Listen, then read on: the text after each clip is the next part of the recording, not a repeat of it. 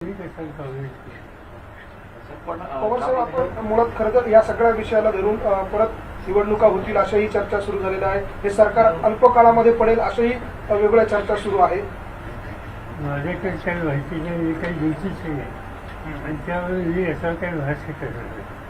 उद्या निवडणुका आल्या तर आम्ही तयार आहोत. निवडणुका जर येणार नसतील ते एकंदर राज्य कोणत्या पद्धतीने चाललं आहे त्याचं आम्ही बारकाईने लक्ष ठेवून आहोत आणि जिथं कंसाचा चुका असतील त्या संबंधीची भूमिका त्या त्यावेळी घेतली जाईल. साहेब, ओबीसी आरक्षणासंदर्भात काल एक निर्णय आलेला आहे. 92 नगर पंचायत आणि यांचं ओबीसीचं आरक्षण रद्द करून पुन्हा एकदा 367 नगर पंचायत स्थानिक स्वराज्य संस्था आहेत तर त्यांना एकत्रित निवडणुका ओबीसी आरक्षणाशिवाय लढवाव्या असा आदेश आलेला आहे. असं आहे की हा निर्णय ज्यांनी दिला आहे हो, त्याचा सवन तो निर्णय हातात आल्याशिवाय त्याच्यावर भाष्य करणे काही योग्य होणार नाही. पण एकंदर फायनाफिसी वाचल्याच्या नंतर परिस्थिती चिंताजनक.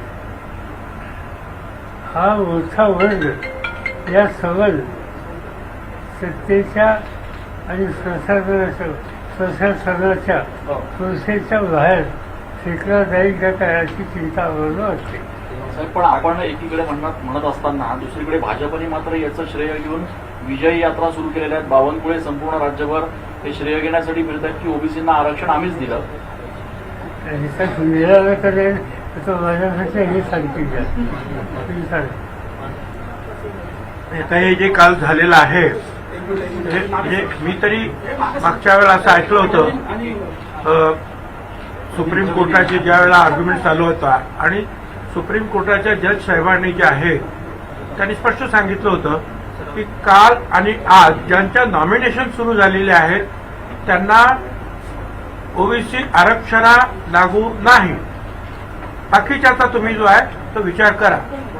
परंतु त्या संदर्भामध्ये त्यांनी जे लेखी ऑर्डर काढली त्याच्यामध्ये 271 ग्रामपंचायती ज्याचं नॉमिनेशन सुरू झालं होतं ते 91 नगरपालिका आणि 4 नगर परिषदा त्या सगळ्या धरून जे आहे एकूण तो आकडा लिहिला आणि म्हणून त्याचं एक्सप्लेनेशन मागायला इलेक्शन कमिशन त्यांच्याकडे गेलं आणि त्यांनी सांगितलं नाही या सगळ्या जे आहेत मी सांगितले 367 काय आहे ते त्या सगळ्यांनाच म्हणजे नगरपालिका नगर परिषद आणि ग्रामपंचायत त्यांना ओबीसी आरक्षण नाही.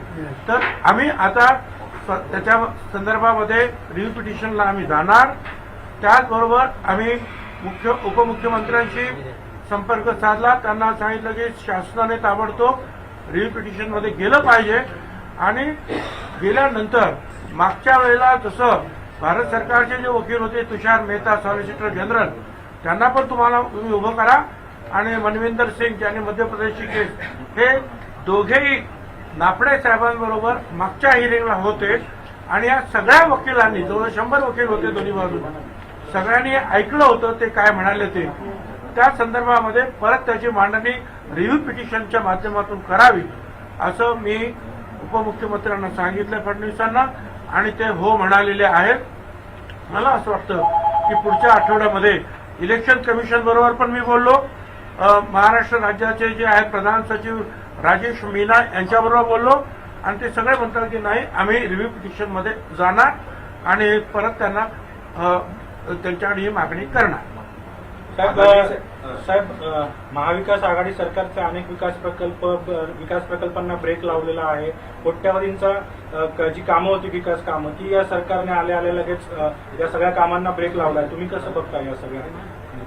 असं आहे की राज्यकर्ते कुणी सत्य आल्याच्या नंतर आपली काही धोरणाच्या नुसार त्यांनी निर्णय घेणं याला काही मी आक्षेप असं घेत नाही.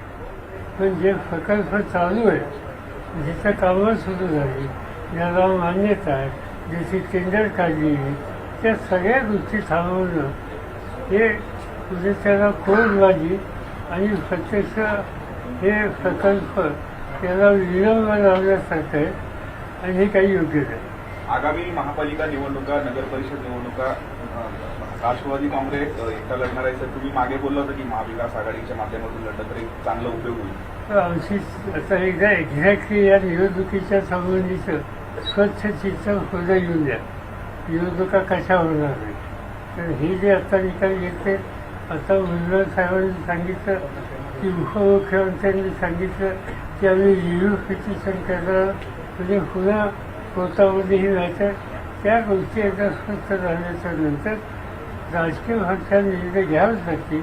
आमची अशी इच्छा आहे की आमचे जे सहकारी पक्ष आहेत त्यांच्याशी या प्रश्नावर बोलावं, पण अद्याप चर्चा आम्ही केलेली नाही. पण चर्चा करून त्याच्यात एकत्रित कसा निर्णय घेता येईल हा विचार झाला तर चांगलं होईल. साहेब, एकनाथ शिंदे आणि फडणवीस यांचं जे सरकार आता स्थापन झालेलं आहे त्याच्यामध्ये वादविवाद हे सुरुवातीपासून आहेत. आता काही वेळापूर्वी बच्चू कडू असं म्हणतायत की जर या आमदारांचं आणि फडणवीस यांचं सरकार टिकलं नाही तर आम्ही इतर जे आहोत ते आणि फडणवीस आम्ही एकत्र सरकार या ठिकाणी स्थापन करू शकतो. म्हणजे कुठेतरी हा संघर्ष जो आहे तो या ठिकाणी असल्याचं बघायला मिळतंय का? काय मला ठाऊक नाही. हे तुम्ही जे काय म्हणतात त्याची माहिती माझ्याकडे नाही. साहेब, सध्याच्या स्थितीत तुमच्या नेत्यांनी राज्याची जी बांधणी केली होती ती राजकीय बांधणी या सगळ्या गोंधळात विस्कळीत झाली आहे. गेली वर्षानुवर्ष चाललेली असं वाटत नाही आपल्याला? अजिबात विस्कळीत होणार नाही. ज्यावेळी लोकांचा कौल घेण्याची संधी मिळेल त्यावेळी तिचं एकदम बदलेल. साहेब, मंत्रिमंडळ विस्तार अद्याप होत नाही. दोघच मंत्री निर्णय घेत आहेत, सगळे मुख्यमंत्री आणि उपमुख्यमंत्री.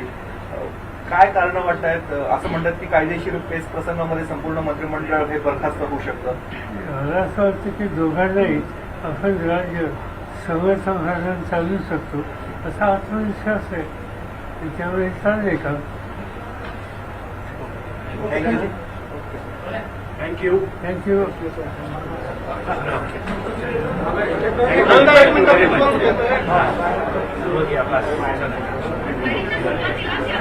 एक घेऊन जा तुमचं.